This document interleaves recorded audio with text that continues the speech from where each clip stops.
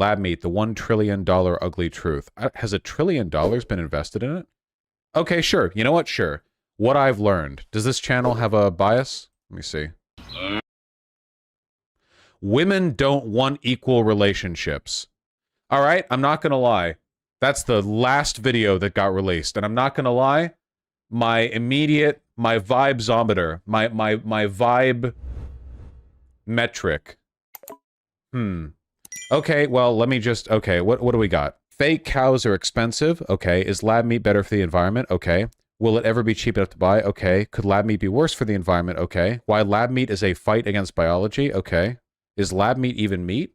Yes. The industry's delusional optimism. You know what? Sure. Okay, sure. Let's just see a bit. Let's just get a feel for it. Making chicken in there. A lab-grown chicken nugget. Chicken grown in a lab. Why are people making it? Climate change. Better for the environment. The environment. Lab meat is not going to save the planet or the animals. So then why has $3 billion been invested into lab meat startups? Well, wait, $3 billion? I thought it was a $1 trillion ugly truth. To understand the full picture, we'll first have to take a look at the science of why scaling lab meat is not practical at all. Second, we'll look at why no one will be able to afford it. It's incredibly unsustainable, but we figured out a way to solve it, and we're going to have to do it if we want to continue living better for the world. Instead of a whole cow seemed to be way more efficient. But then I started looking into it. Doing just a steak instead of a whole cow seemed to be way more efficient. But wasn't it 4% of the calories that go into a cow get turned into a kilogram of steak? I don't think these numbers are going to be representative here. Look, let's just get. But then I started looking into it. I just want one argument so I can get like an immediate vibe check. And it made less and less sense. To take cells from a cow or chicken and grow them quickly, they need to be put in a very expensive custom-made bioreactor, filled with a specially formulated liquid made with purified water, growth factors, purified amino acids, glucose, and salts. Okay. A cow just needs rainwater and grass. Yeah, dude. Modern factory farming just feeds a cow water and grass. That's so true. That's how that works. Okay, yeah, completely invalid video. That's literally the first argument that gets put forward. Actually, like, worthless video. No point in watching it. Literally, like, right off the bat. IQ test failed. We're out. Yep, that's so true. Like, literally, like, the idea, like, the modern cow that you eat, like, when you go to a restaurant, is being raised entirely on rainwater and grass, not, you know, being kept in a gigantic specialized facility that needs to, like, pump them full of steroids and antibiotics and give them feed and, like, gives them water troughs and everything and, like, take care of all the shit they pump out in a specialized slaughter, blah, blah, blah, blah, blah. And it's not even 40%, 60%. There's also a great deal of inefficiency, calories spent on brain activity, on growth, on reproduction of blood cells. Like, there's so much. Oh my, I also like the implication that like lab grown meat is unsustainable or too complicated because it needs something like a specialized growth chamber. Like, did you know you need specialized equipment in order to do this thing in a lab? Really? Is that true? Lab grown meat reduces carbon footprint by 92%. Yeah, that guy's just a liar. I wouldn't trust anything that fucker says. Nonprofit think tank Good Food Institute has cited research published in the International Journal of Life Cycle Assessment, forecasting cultivated meat to eventually be nearly 3 times more efficient than conventional beef production, with the potential to reduce the carbon footprint by 92%, land use by 90%, and water use by 66%. Considering how much of America's land is entirely dedicated to growing food for meat production, you know, and the meat production itself, this would be huge. This would literally be opening up like billions of acres of real estate that could be settled and used for something useful other than just like contributing to the systemic torture of cows. Feed to useful calorie consumption of 1.9%. Holy fuck. Energy efficiency of meat and dairy production. For beef, 1.9%. So for every 1,000 calories you put into a cow, you get back 20 calories of beef. Whole milk is 24% calorie efficient, which makes a lot more, yeah, than eggs, poultry, pork, lamb, mutton, and beef way down here at the bottom, which makes sense because cows are so big that there's kind of like, I don't know, like the caloric equivalent of the square cubed law when it comes to like inefficiencies and calorie investment. Vaush, I really don't think lab meat works because it's inefficient and expensive to maintain growth media. Cobalt Bomb. I'm really sorry. I have a finite amount of time. You linked me one video, and it was from a guy whose last video was women don't want equality, and the first argument was like wrong on like 8 levels. It wasn't wrong in like one specific way we had to do research for. It was conceptually wrong. It was empirically wrong. It was loaded with bias that wasn't justified by the available evidence. That guy's opinions are worthless, and the fact that you took them and like believed them means that you should reassess your opinions on this. That's what I'm telling you to. I'm not saying you're a bad person or whatever. whatever, okay? Though you seem to have very strong arguments on this. You haven't chatted in here before, and like you are really like invested in this, okay? You have been fed slop yourself by propagandists. I am asking you to reconsider. I'm not arguing with you. I'm not saying like, oh, you're a stupid person, whatever. Everyone falls for shit, but there is like a strong right-wing bias against this stuff for a variety of complicated reasons, and you have fallen prey to it. That was the video you linked. It failed the vibe check. Look into it a bit more. Look into like scholarly research on the subject or some news articles that talk about it, you know? Like seriously, you know, I'm genuinely, I like that would be a good way to reassess that. It's expensive to maintain growth media in a laboratory setting. You can scale that for a factory production setting. This is how all production processes work. Yeah, of course. Think of it like building the first, I don't know, what's a good example? Building the first iPhone would have been like insanely expensive. The first few iPhones would have been insanely expensive. But building an iPhone now that all of the like, or yeah, insulin, let's use like pharmaceutical tech. Building like the first COVID vaccine, insanely expensive. But building the millionth, basically free. Once you have all the processes down, all the equipment set up, all of the like all the efficiencies are like, you know, lined up and developed, you can start doing this stuff really, really, really, really efficient. And then eventually you get closer and closer to reaching like the bottom line of efficiency, the point where the economy of scale can no longer like benefit you any further. And the nice thing about a laboratory is a laboratory and a factory are both really good environments for reaching that bottom line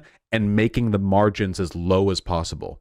You know what I mean? Like, there are limits when it comes to traditional meat production because a slaughterhouse is not a very like scalable environment. You're literally dealing with cows here, you know? You're not talking about like a vial of something or a tank of something or like a finely tuned machine that can operate at speeds faster than a human can. You're talking about a slaughterhouse, and they have made those pretty efficient, don't get me wrong, but there are upper limits to just dealing with large groups of animals, you know? Like there are upper limits to efficiency there. We're talking about like lab grown meat has the potential to be revolutionary in lowering the cost of meat in the long run for everyone. Like, I have said before that I want factory farming annihilated, and that factory farming is a moral blight comparable in many ways to the worst atrocities man has committed against itself. The sheer, like, we're talking millions of animals dead like every like fucking hour, like minute. It's insane. Like, you can look at the numbers. It's ridiculous how many billions a year. The amount that we kill, it's insane. You know, you don't want to see your dog get tortured, but like you're okay with that at a factory scale, like an industrial scale. So like we're not only talking about, you know, like getting rid of all that, which is good. We're also talking about we could make meat cheaper. We can make meat higher quality than it is currently because it's no longer being pumped full of the steroids and the antibiotics, and it can guys, it won't be able to have disease anymore. Meat will no longer be able to have disease. It was never part of an animal. It was never exposed to an environment. It can't have parasites. You know, most of the meat that you eat has parasites in it. Parasites are in everything to varying extents, and cows are full of them. Cows are chock full of them. Why wouldn't they be? Cows are huge, you know? You can pump cows full of anti-parasitics as much as you want, but like eventually you're just poisoning the meat, you know? When you eat fish, when you eat beef, whatever else, like you are eating a mashed up, like you hope the parasites are dead, right? And usually they are. That's why we cook our food, you know, salmonella for chicken, parasites, whatever. Lab-grown meat, ethical, disease-free, without any kind of like chemical bath that you have to flush actual cows with.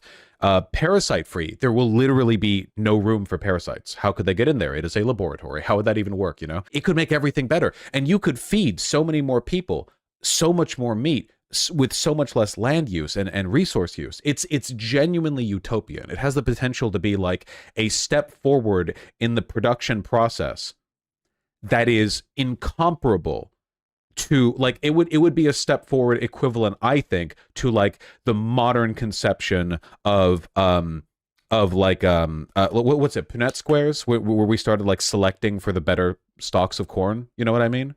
You know what I'm talking about? Oh yeah, by the way, if you're a big fan of raw meat, congratulations. Raw meat from a lab is fine. You're worried about sushi giving you food poisoning? Why? Why would you be? What in there could hurt you? Do you like steak tartare? Like with a little crispy chip, you know? Congratulations. You can just have that now. It is completely safe. There is no risk to you whatsoever. You want raw liver? Fucking go for it. You want raw chicken? I don't know why you want raw chicken, but I'm sure people will find a nice dish to make with it, okay? You can eat raw chicken. You can do that now. No, I know. I don't want it either. But some people do. The number of chickens slaughtered are like a Holocaust's worth every hour. Yeah, it's pretty crazy. It's pretty, it's pretty wacky. 1 million cows slaughtered every day. 202 million chickens every day. 140,000 chickens are slaughtered every minute. They're literally like pushed through a feed tube and like ground into mulch, like always. Can they make different parts of animals like ribs or chicken legs? Yeah, it just depends on the stem cells that they source it from. You know, if you get the stem cells from like one part of the body and tell them to grow in a certain way, then they'll do that, you know, or other ones. Can we make human meat? Yes, we can make human meat, but I doubt the legislators would be down with that one. This is bacterial contamination of meat. A total of 40 samples from city slaughterhouses were used in this study. Most of the samples were contaminated with E. coli, 32.5% positive samples, and S. aureus, 20% of positive samples. Salmonella in 2.5% of meat samples. Antibiotic residue found in 15% of the samples. When was this from? 2019. So that's the meat you're getting today. This is from Indonesia. Oh, this is from Indonesia. Could we get a study on America? If you think America is free from this problem, then trust me, you're completely wrong. America, meat samples, tested, disease. Let's see. Vets testing ground beef sold where dairy cows were stricken by bird flu. Oh yeah, don't get the fucking bird flu epidemic. Oh yeah, right, literally right now. There was a big new bird flu scare coming from cows, which is confusing. Why is it called bird flu if it's not in chickens? Very confusing. I don't like that. Yeah, that just happened. Wouldn't have to worry about that from lab-grown meat, you know? I think this scare ended up being a nothing burger, thankfully. So that's nice. The H5N1 virus, yeah. To produce 1 pound of beef, you need 18,000 gallons of waste, equivalent to 7 years of drinking water for the average person. Yeah, it's pretty wild. It's pretty wild. Oh, 1,800 gallons, not 18,000 gallons. You added an extra zero there. 8 by 10 inches, the amount of space in which battery-caged egg-laying hens spend their entire lives unable to spread their wings. 2 feet by 6 feet, average size of a gestation crate in which breeding pigs spend most of their adult lives. Yeah, I don't want to get into the whole factory farming thing. It's literally just like, here, 41% of U.S. land in the 48 contiguous states used for livestock pastures and range and animal feed production. Like, all of that land waiting for lab-grown meat is just techno-optimism. Oh, I'm not waiting for it. I think that factory farming should be banned. Like fully, but I know that's not going to happen. But yeah, I do advocate for that fully. Map of the land use, it's insane. Yeah. Vaush, I feel it's worth mentioning that the entire point of livestock throughout human history was to use them as an engine that turned food we couldn't eat, grass, into food we could eat, beef. But we haven't done that for decades. Now we feed them corn and shit, i.e. foods humans can already eat, because basically the entirety of the US has already been optimized into farmland instead of grazing land. Yeah, thermodynamically, it doesn't even make sense. What do we do about the chickens and the cows? They don't live in the wild. Look, okay, after we end all factory farming, we can still have designated cow zones, okay? And those will just be, you can find them along like rural roads, and they will be big fenced-in pastures where cows will just get to chill forever, okay? That's what they'll get to do. And same with chickens, okay? Like, they won't serve any purpose. They won't do anything. You can just go up to the fence and put your hand over it, and the cow will come over and you can pet the cow. And that'll be their job, you know? What about illegal poachers? We can do the Congo thing and make it so illegal poachers are kill on sight. Yeah, we need to recreate the auroch, okay? Cows were not meant to be eaten, all right? Cows were meant to be worshipped as bringers of life. I've played Pathologic. We need to return to the auroch. There we go. This is what they should look like. But steak tastes hella good though. Well, yeah, that's the point of lab-grown meat. We're making the steak.